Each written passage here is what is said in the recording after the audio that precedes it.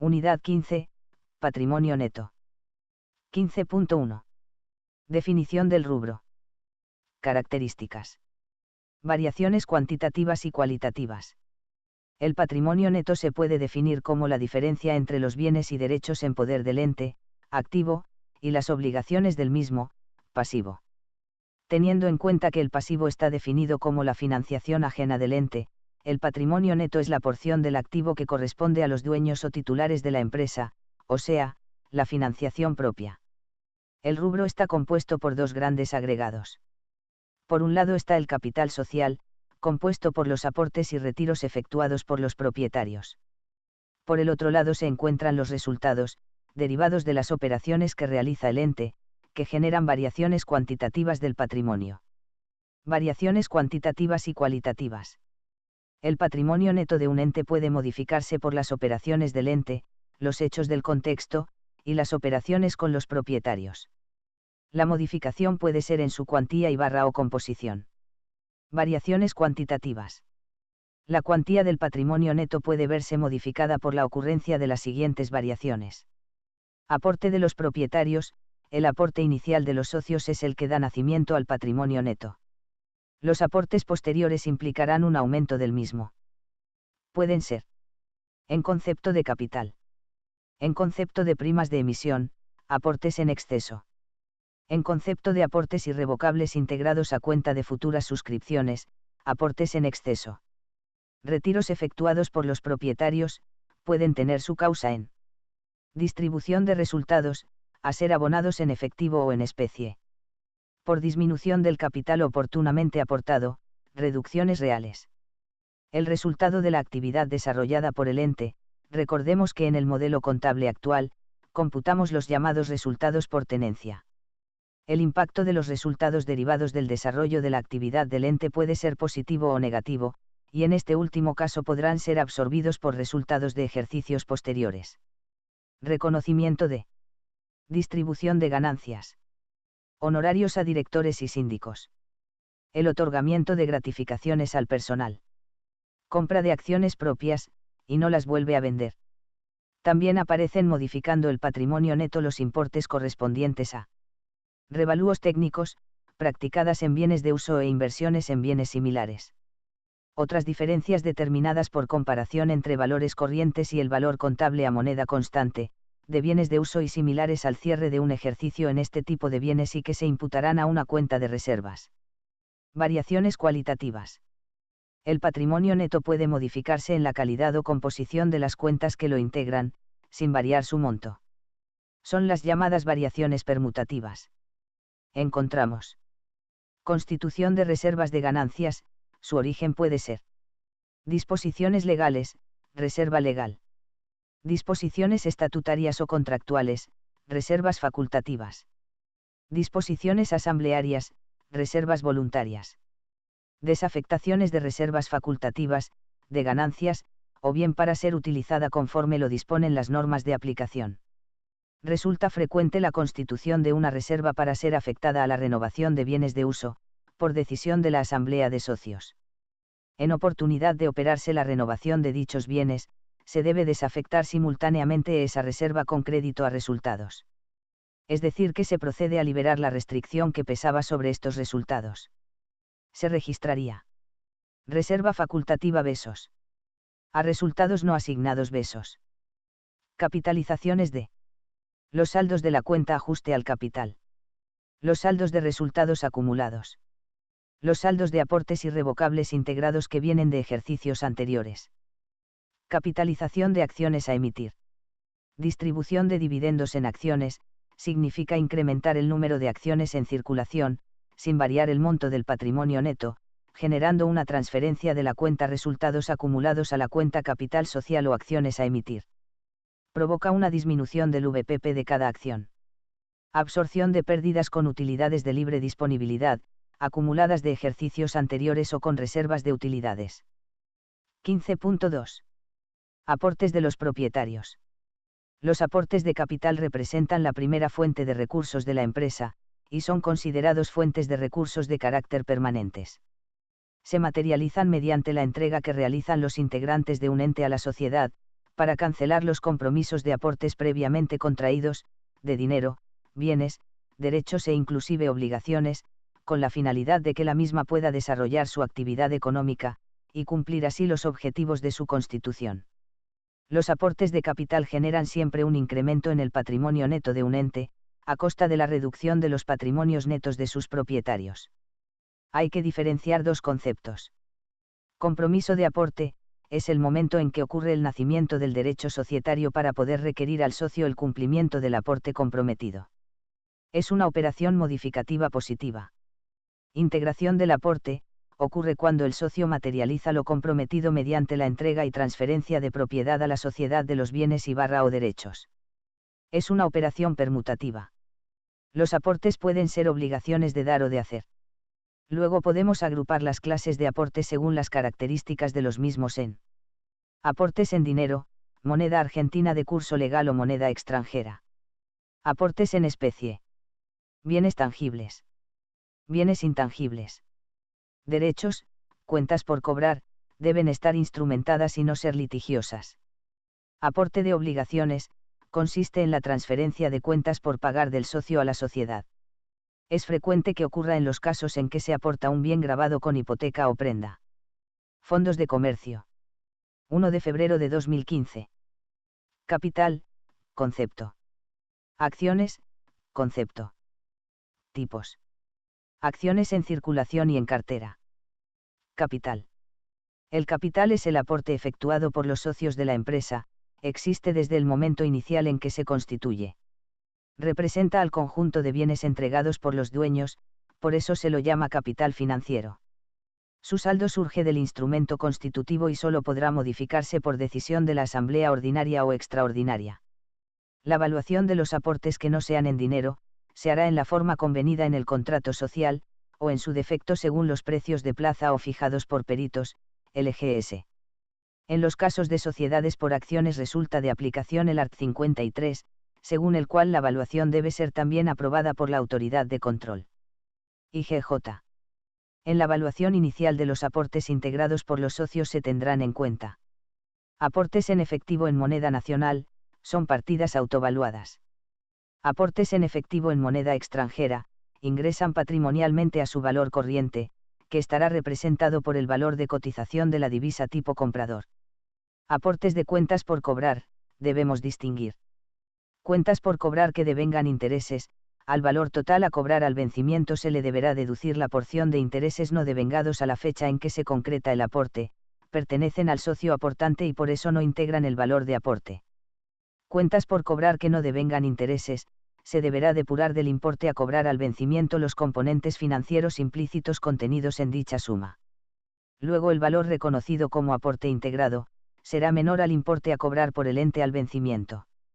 Aportes en especie, la LGS fija que, los aportes en especie ingresan a el valor convencional fijado en el contrato. En su defecto al precio en plaza, o al valor fijado por peritos. Los dos últimos casos, son variantes del valor corriente de los aportes, no existirían diferencias con la normativa. En el primer caso, con frecuencia, el valor convencional fijado coincide con el valor corriente, de ser así, no existirían inconvenientes.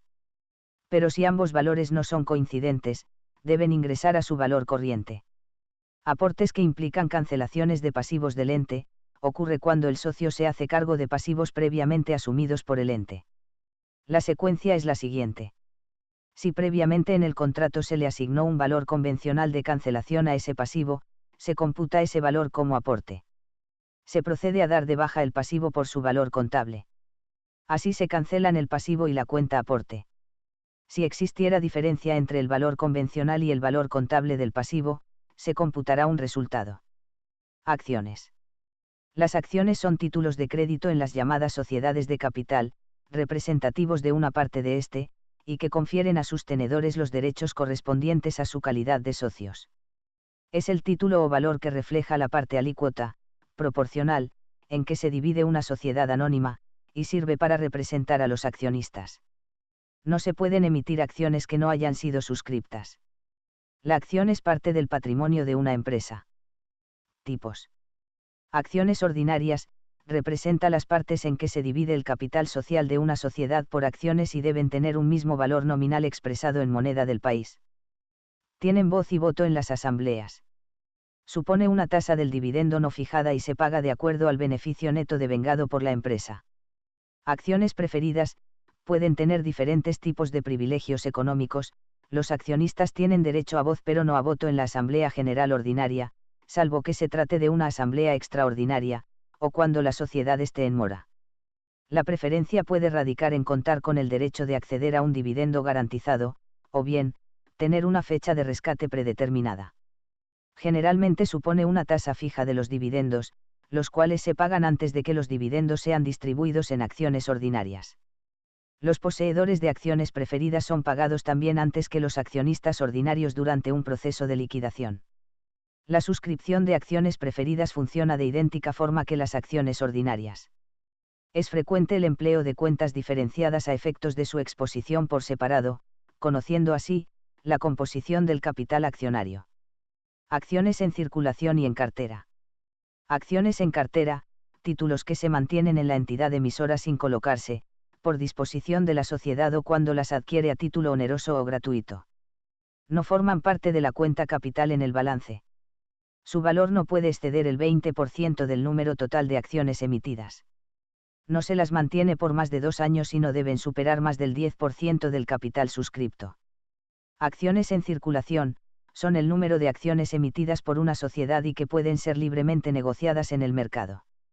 Pueden ser ordinarias, voz y voto, y preferidas, aseguran un determinado flujo. 2 de febrero de 2015. Aumentos posteriores de capital, emisión de acciones, a la par. Sobre la par, primas de emisión. Bajo la par, descuentos de emisión. La decisión de aumentar el capital de una empresa conlleva a la emisión de acciones. Esta emisión representará un aumento del capital legal. La emisión se refiere siempre a nuevas acciones que se lanzan a la circulación como consecuencia de un aumento de capital. La empresa percibe el precio de esas nuevas acciones y puede encargar a bancos o entidades financieras la colocación de dichos títulos. Al emitir acciones, la sociedad puede pedir por ellas un valor igual, superior o inferior a su valor nominal. Este valor es el que figura impreso en la lámina de la acción y debe ser siempre igual, incluso para distintas clases de acciones. El VPP de una acción surge del cociente entre el patrimonio neto de un ente y la cantidad de acciones en circulación, e indica la cantidad de pesos que le corresponden a cada socio por las acciones que posea. El valor nominal y el VPP son iguales únicamente al inicio de la vida del ente, luego, debido a los resultados que genera la empresa, la igualdad se rompe. Los tipos de emisión son: emisión a la par, VPP igual a VN. Las acciones se emiten a su valor nominal. Es la situación inicial, es difícil que se repita con posterioridad, salvo que los suscriptores sean los mismos accionistas y la proporcionalidad de la inversión de cada uno se mantenga. En este momento el valor nominal de la acción y su VPP son iguales, porque el PN es igual al capital. La registración será: accionistas. A capital social.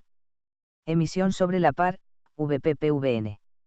Cuando las sociedades que hacen suscripciones públicas de sus acciones, efectúan aumentos posteriores de capital vía nuevas suscripciones, deben aplicar mecanismos en la emisión, con la finalidad que los nuevos accionistas no resulten beneficiados en perjuicio de los anteriores.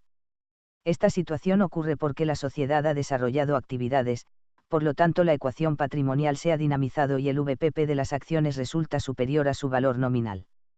Cuando se presenta esta situación, las acciones son emitidas a su VPP.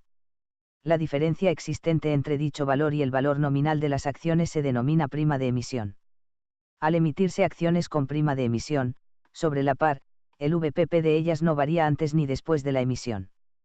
No existen accionistas perjudicados ni beneficiados. La registración será: accionistas. A capital social. A prima de emisión. Prima de emisión, cuenta patrimonial del patrimonio neto, que representa el compromiso de aporte de los suscriptores de acciones en exceso sobre el valor nominal de las mismas. Prima de emisión igual a VPP de C/acción, V nominal de C/acción. Emisiones bajo la par, VPP-VN. Se presenta cuando el VPP de una acción es menor que su valor nominal. En nuestro país es nula la emisión de acciones en estas condiciones, excepto que se encuadre en los términos de la Ley 19060 para sociedades que cotizan en bolsa, y bajo ciertos requisitos. La registración será: accionistas. Descuentos de emisión. A capital social. Descuento de emisión, cuenta patrimonial regularizadora del patrimonio neto, que produce un ajuste al capital social, exterioriza un aporte de los suscriptores de acciones en defecto sobre el valor nominal de las acciones. 3 de febrero de 2015. Anticipos irrevocables a cuenta de futuras suscripciones de capital. 15.2.3.1. Concepto y características. Se presenta esta situación cuando uno o más accionistas de una sociedad efectúan aportes de capital con el carácter de irrevocables a cuenta de futuras suscripciones, irreversibles, definitivos, no los pueden retirar. Se realiza cuando las sociedades tienen urgencia de financiamiento, y no quieren recurrir a financiaciones externas. Con frecuencia se asumen compromisos irrevocables de aportes, a través de la capitalización de pasivos existentes en la sociedad a favor del socio, por haber asumido los socios el deber de cancelación de compromisos societarios con recursos propios. Los mismos son considerados pasivos societarios. Pero cuando medió una declaración formal de irrevocabilidad por parte de los socios, estos aportes pasan a integrar el patrimonio neto del ente a partir de la fecha en que los socios asumieron el compromiso. Tal situación debe quedar instrumentada fehacientemente. Los accionistas, a través de la asamblea de accionistas, pueden aceptar o no las propuestas de compromiso o aportes irrevocables, ejercer el derecho de preferencia y deberían fijar las condiciones de la emisión y formalización de la capitalización. 15.2.3.2. Reconocimiento contable y documentación respaldatoria. El reconocimiento contable de estos compromisos irrevocables de aportes debe verificar la realidad económica de los mismos a través de confirmar la irrevocabilidad de los aportes, montos a los que ascienden y fecha en la cual se produjo la irrevocabilidad. Debe existir y constatarse la documentación que acredite fehacientemente la asunción de ese compromiso por parte de los socios. Debe verificarse el real ingreso de los fondos, aun en los casos en que se hayan originado en pasivos previamente contraídos por la sociedad con los socios. Confirmar que estos aportes irrevocables hayan sido aprobados por una asamblea de accionistas. También deberían estar definidas las condiciones de la emisión o capitalización en la misma asamblea de accionistas. Inclusive es frecuente que se asigne a una persona determinada todas las tareas para la formalización de dicha capitalización. Se exponen en el patrimonio neto, como aportes de los propietarios únicamente los compromisos irrevocables integrados. Los compromisos irrevocables de aportes exteriorizan cronológicamente una situación inversa a la producida cuando existe un aumento de capital. Primero se produce la integración y luego la suscripción. Cuando se formalizan todos los trámites legales previstos concluyendo con la inscripción en el registro público de comercio de este aumento de capital, recién entonces se transforman en capital social. Los aportes irrevocables se exponen en el PN a moneda constante de la fecha de cierre del ejercicio. La fecha de origen es la fecha en la cual los socios asumieron la irrevocabilidad. El ajuste por inflación de los aportes irrevocables puede ser registrado en la misma cuenta, o bien dejar en la cuenta aportes irrevocables integrados al valor nominal, que posteriormente se transforman a capital social, y el ajuste registrarlo en la cuenta ajuste al capital. Lo ideal sería que la cuenta aportes irrevocables exponga el valor nominal, de las acciones, correspondiente a la fecha en que se asumió la irrevocabilidad. Este importe será el punto de referencia para determinar la cantidad de acciones a entregar a los accionistas. El ajuste por inflación de estos aportes se imputará separadamente en la cuenta ajuste al capital. 15.3.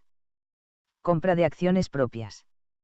Tratamiento contable, distintas alternativas. Hay situaciones coyunturales en presencia de las cuales, a efectos de evitar un daño patrimonial grave, una sociedad procede a comprar parte de sus propias acciones. La intención no es la reducción del capital afectado al desarrollo de las actividades, sino paliar una situación transitoria desfavorable, siendo el destino final el de su venta en el futuro. En el momento de la posterior venta, se reestablece el monto del PN. Una empresa, al tomar la decisión de adquirir sus propias acciones, debe constatar si la compra se realiza para evitar un daño grave inminente. Se puede presentar el caso de situaciones coyunturales como ser una baja de la cotización en el mercado bursátil. Al reducirse la oferta de acciones en la bolsa por compra de sus propias acciones, la cotización tenderá a mantenerse o restablecerse. Para estos casos la LGS requiere que la compra debe hacerse con ganancias líquidas y realizadas, o reservas libres de la sociedad. En consecuencia no podría realizarse la operación si la empresa no tuviera utilidades acumuladas sin distribuir. Esta situación de daño grave debe ser fundada en la próxima Asamblea Ordinaria de Accionistas. Se puede decir que es una ratificación de lo actuado por el directorio. La empresa se compromete a venderlas dentro de los próximos 12 meses. La LGS prevé que ese plazo puede extenderse si lo autoriza la Asamblea de Accionistas. Tratamiento contable, distintas alternativas. La cuenta acreedora será la que corresponde a la forma de pago. El valor estará representado por el sacrificio económico que demande la adquisición de las acciones propias. El tema a considerar estaría vinculado en determinar cuál será la cuenta deudora a utilizar. Hay 4 alternativas. Primera alternativa, según Newton lo razonable sería debitar las cuentas vinculadas al capital del ente. Capital social, por el valor nominal de las acciones propias que se adquieren. Ajuste al capital, por la porción correspondiente al ajuste por inflación de las acciones propias que se adquieren. Imputar la diferencia remanente a resultados acumulados, y proporcionalmente a primas de emisión. Se deberá informar en la parte complementaria la existencia de una restricción a la distribución de resultados acumulados por un importe equivalente al afectado a las cuentas de capital. Segunda alternativa, el procedimiento sería debitar directamente la cuenta de resultados acumulados por el importe de la compra. Fraccionar el capital social y su cuenta relacionada ajuste al capital en 2 conceptos, acciones en circulación y acciones en cartera. En esta alternativa, el monto de la reducción del PN es igual que la alternativa anterior, pero afecta únicamente la partida resultados acumulados, y el capital continúa como si estuviera afectado totalmente al desarrollo de la actividad societaria. Tercera alternativa, esta alternativa contempla el uso de una cuenta regularizadora de PN, el proceso sería debitar directamente a la cuenta acciones propias en cartera, cuenta regularizadora de PN, el importe de la compra. Cuarta alternativa, contempla el uso de una cuenta de activo para registrar al ingreso de las acciones propias comparadas. La restricción a la distribución de resultados se hará en la nota complementaria. Esta alternativa es absolutamente incorrecta, porque no resulta posible que exista un activo que no sea un bien de propiedad del ente, y la tenencia de una acción propia no implica un derecho económico para el ente. 15.4. Reducción del capital. Concepto. Habitualmente, se clasifica a la reducción del capital en función de su efecto patrimonial, de la siguiente manera.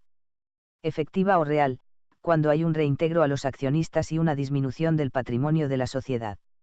Nominal o contable, cuando la reducción ocurre como consecuencia de la decisión de absorber pérdidas. Es una operación permutativa entre cuentas del PN que no afectan al importe total de este. Al momento de realizar la reducción, debe tenerse en cuenta si la empresa ha efectuado ajustes al capital. En este caso, la reducción debe imputarse primero al saldo de la cuenta del ajuste, y luego al capital nominal. 1 de abril de 2015. Reducción efectiva o real. Características. Tratamiento contable. En esta modalidad se procede a la devolución efectiva a los accionistas, en forma parcial, de los aportes que ellos realizaron. Generan siempre una disminución de la cuantía del patrimonio neto, variación modificativa. Solo deben reconocerse como reducciones reales de capital y contabilizarse, las debidamente aprobadas por asamblea de socios, y en la misma debe quedar claramente establecida la fecha a partir de la cual se produce tal disminución. Por disposiciones legales, el tema de la reducción del capital, debe ser tratado en asamblea extraordinaria convocada a tal efecto. En oportunidad de concretarse el reintegro de capital a los socios, la porción se determinará en base al capital ajustado a la fecha de esa decisión. Contablemente, significa disminuir las cuentas capital y ajuste al capital en las porciones que correspondan, e imputarlas a un pasivo hacia los socios. Se registraría de la siguiente manera. Capital. Ajustes al capital. A reintegros de capital a pagar. 2 de abril de 2015. Reducción nominal o contable. Distintas situaciones, voluntaria y obligatoria. Tratamiento contable. Esta reducción de capital no significa una disminución de la cuantía del patrimonio neto, porque se vincula con el tema de absorción de pérdidas. Hay una simple permutación dentro del patrimonio neto, desaparecen las pérdidas acumuladas pero disminuye el capital.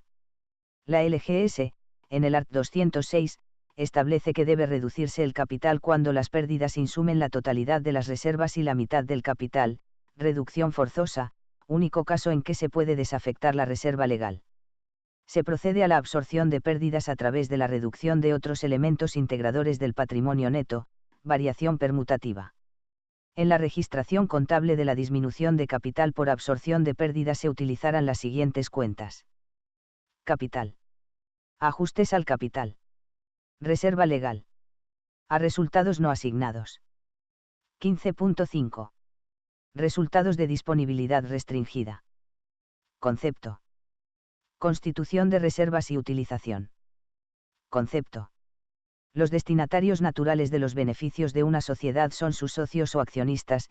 A pesar de ello, distintos motivos pueden llevar a los administradores a no distribuir los beneficios en su totalidad. Pueden existir, por ejemplo, razones vinculadas con el futuro societario, el que no siempre está asegurado contra las contingencias del negocio, así como la intención de encarar nuevas inversiones o expandir las actividades, etc. En consecuencia, la Asamblea de Accionistas puede decidir la separación de ciertos importes de las ganancias no asignadas y asignarlos a un destino específico, es decir, restringir su posible distribución. Esto se conoce con la denominación de constitución de reservas y puede derivar de la ley, del estatuto o contrato social o emanar, simplemente, de la voluntad de la Asamblea. Por lo tanto, las reservas constituyen ganancias retenidas con un destino específico y pueden clasificarse de la siguiente manera.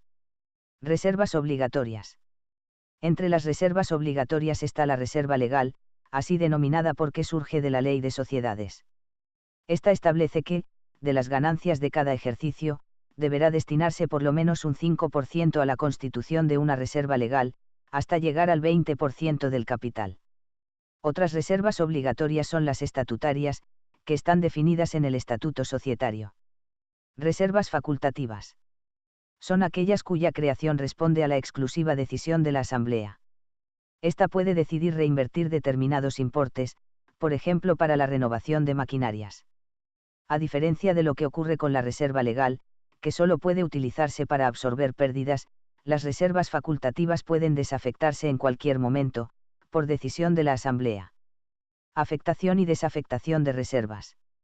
Afectación de reservas. Las reservas son ganancias de disponibilidad restringida.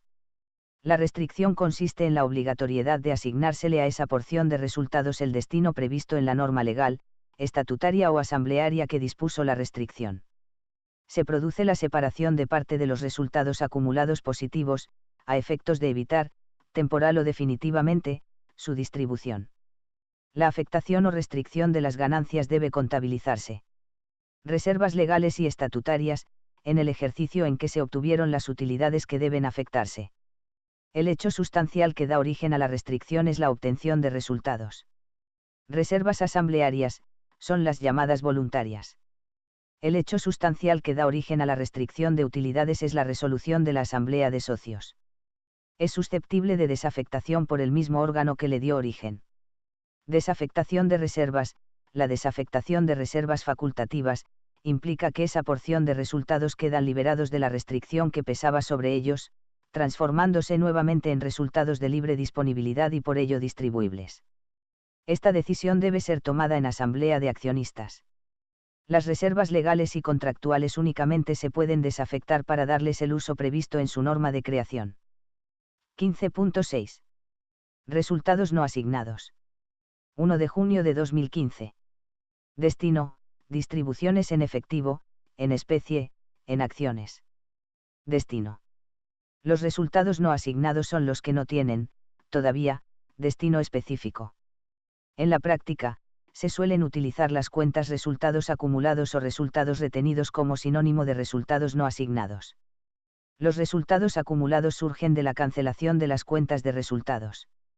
Y permanecen sin destino específico, hasta que se reúna la Asamblea de Accionistas, que tiene, entre otros, el objetivo de tratar el destino de los resultados.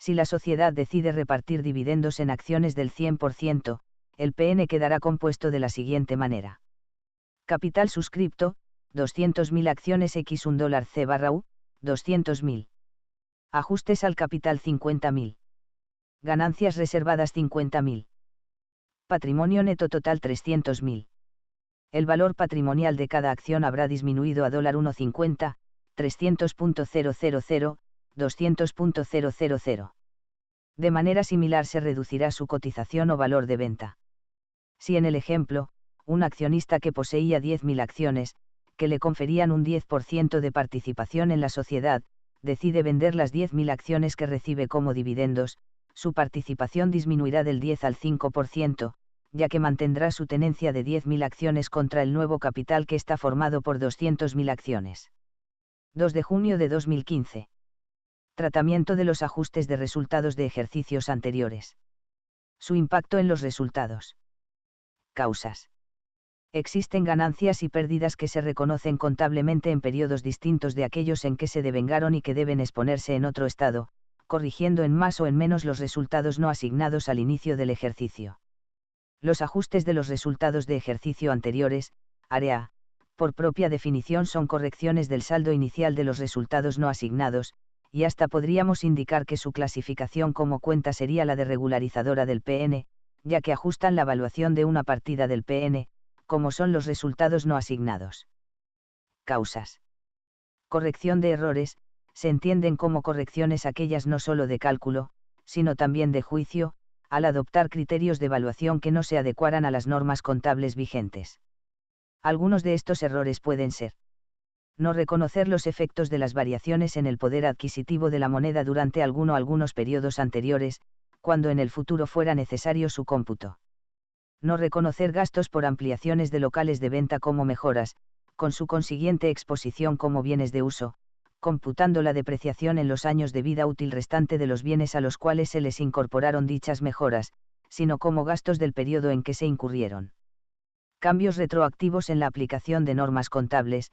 Se trata de reconocer estos cambios a fin de homogeneizar el patrimonio neto al inicio y el de cierre, cuando éste surja por diferencia entre activos y pasivos, valuados según las nuevas normas. Así, por ejemplo, cuando se evalúan los bienes de cambio al costo, y se modifica el criterio de evaluación de las existencias finales de UEPS a PEPS, se deberá reconocer un área por la diferencia. Modificaciones de las estimaciones. Esta causa es ignorada actualmente por algunos países. Implica la obtención de nuevos elementos de juicio de evaluación de ciertos elementos. Entre algunas características distintivas se pueden mencionar: implica cierta incertidumbre existente en ejercicios anteriores. En ese momento, el rubro en cuestión no podía evaluarse adecuadamente, debido a que no se disponía de los elementos de juicio obtenidos con posterioridad. Se origina en una variación de las condiciones en juego, pero no entraña un cambio de criterio contable frente a condiciones similares. En general, la modificación de estimación se refiere a una incertidumbre respecto a la realización de activos, cobranzas de créditos, recuperabilidad de costos, etc., o a la cuantificación de pasivos, por lo general, previsiones. 15.7. Resultados diferidos, concepto. Origen. Tratamiento de los saldos de proveniente de bienes de uso. Cuando se recurre a la evaluación de un perito para evaluar un bien de uso, si el valor de esa tasación supera al valor contable que tenía el bien, se incrementa el valor del bien, y la contrapartida es una reserva por revalúo técnico, que se expondrá entre las ganancias reservadas. Se trata de una ganancia que, por no estar efectivizada, no tiene el carácter de distribuible y, por lo tanto, se acredita directamente a una reserva, sin estar sometida previamente a la decisión de la Asamblea. Estas reservas por revalúos técnicos se irán desafectando conforme se vaya consumiendo, vía las amortizaciones, el bien que dio origen a esta reserva. 15.8. Tratamiento de las partidas del rubro ante las variaciones en el poder adquisitivo de la moneda. Aportes de los socios. Para la medición al cierre de los aportes comprometidos e integrados por los socios se tendrá en cuenta. Como norma general, se ajustan a moneda constante para llevarlos a moneda de poder adquisitivo de la fecha de cierre de ejercicio, el total de los aportes efectivamente integrados únicamente. Como criterio particular, Cuando los aportes fueran económica y jurídicamente exigibles por la sociedad se acepta la suscripción. La diferencia que surja entre el capital efectivamente integrado, ajustado por inflación a la fecha de cierre y su valor histórico nominal, se imputará a una cuenta de PN complementaria de la cuenta capital, denominada ajuste al capital. Entonces, capital, se ajusta por inflación el capital integrado únicamente, y la fecha de origen es la de la efectiva integración. La cuenta de contrapartida es ajuste al capital. El capital social ajustado debe exponerse dividido en capital social, por el valor nominal y ajuste al capital por su ajuste. La porción no integrada queda expuesta a su valor nominal. En cuanto a la cuenta de activo accionistas o socio cuenta aporte, será considerada una partida monetaria, y por lo tanto autovaluada. La RT6 indica que los importes pendientes de integración no se reexpresarán en moneda de cierre, salvo que pudiera demostrarse que se trata de importes que, económica y jurídicamente, son exigibles en forma individual. Fowler Newton sostiene que, si no se fija fecha para el completamiento del aporte pendiente, y queda a discreción de los accionistas el momento de su integración, la fecha de origen es la de efectiva integración. Si se establece la fecha de la integración restante, son económicamente exigibles, así, la fecha de origen es la de la suscripción. Este es el criterio adoptado por la cátedra. Primas de emisión, se ajustará a moneda constante, considerando su fecha de origen la que corresponda a su efectiva integración. Se deberá mantener coherencia con el criterio utilizado para ajustar la cuenta capital social. Esta partida es expuesta en el patrimonio neto directamente por su valor ajustado. Reservas. Las reservas son partidas no monetarias, por lo tanto deben ser reexpresadas para llevarlas a moneda de poder adquisitivo de la fecha de cierre de ejercicio. El problema estaría dado por la determinación de sus fechas de origen. La profesión contable en general, y cualquiera sea la causa origen de las reservas constituidas, a los efectos del ajuste por inflación, considera como fecha de origen la fecha en que se celebró la asamblea de accionistas que trató su afectación. No obstante, no existe unanimidad de criterio en considerar esa fecha de origen cuando se refiere a la reserva legal y estatutaria, debido a que puede considerarse que el hecho generador de la reserva es la obtención de resultados, y no la decisión asamblearia, que no deviene necesaria ni imprescindible porque la obligatoriedad de estas reservas devienen, en el primer caso de la ley y en el segundo es una disposición contractual. Quienes opinan así, toman como fecha de origen para el ajuste de estas reservas la fecha de cierre de ejercicio, en el cual se obtuvieron las utilidades. Lamarín coincide con este criterio. Entonces, reserva facultativa, desde la fecha de la asamblea, si ya hubiese constituida una reserva facultativa de ejercicios anteriores, esa parte se reexpresa por el coeficiente anual. Reserva legal y estatutaria, coeficiente anual. Resultados. Los resultados no asignados son partidas no monetarias, por lo tanto deben ser reexpresados. Los resultados acumulados, por su parte, al cierre del ejercicio actual, se encuentran expresados a moneda de poder adquisitivo de la fecha de cierre del ejercicio anterior, por lo tanto se ajustarán reexpresándolo por el coeficiente anual. En cambio, el resultado del ejercicio está compuesto por diferentes partidas, todas en moneda de distinto poder adquisitivo, por lo tanto, es necesario reexpresar cada una de esas partidas teniendo en cuenta, en cada una de ellas, cuál es su fecha de origen para así poder reexpresarlas y poder determinar el resultado del ejercicio a moneda de poder adquisitivo de la fecha de cierre de ejercicio.